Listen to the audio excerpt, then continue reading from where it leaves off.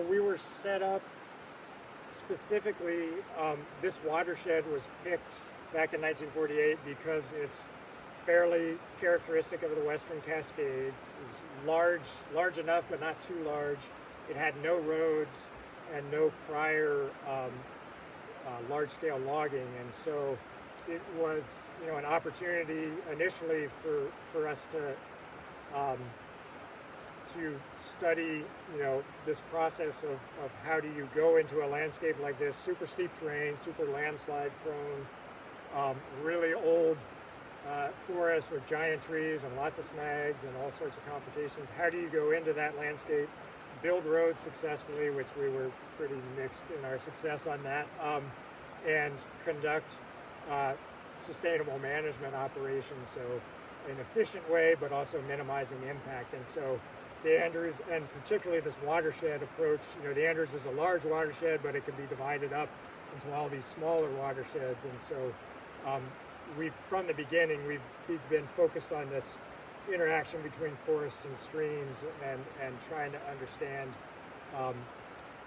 how what happens upslope affects streams. And so that's why we put in initially gauging stations at 10 of the small watersheds in this drainage, and put out veg plots everywhere. So it's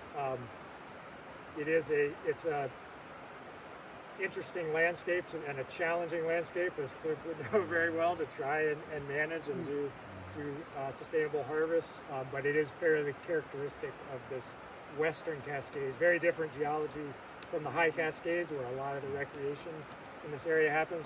It's almost like two parallel different mountain ranges, but very characteristic of this Western Cascades for this whole region of Oregon. I think too is it's a closed system.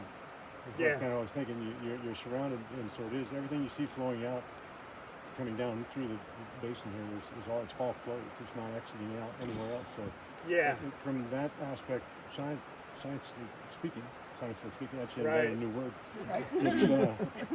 It's really cool because you can monitor it very well. Yeah, definitely. Yeah, so we can do things at the mouth of Lookout Creek. There's a USGS gauge, and we do water quality sampling there, and we can get a sort of a pulse check of the entire larger landscape by sampling there. And we can do the same thing at a smaller scale at these small stream watersheds. So yeah, that principle is really important, and that principle is also why we have focused on interdisciplinary work. So it's not just foresters, hydrologists, it's social scientists, it's all these different expertises overlapping, so that we can tell that complete story at a large scale.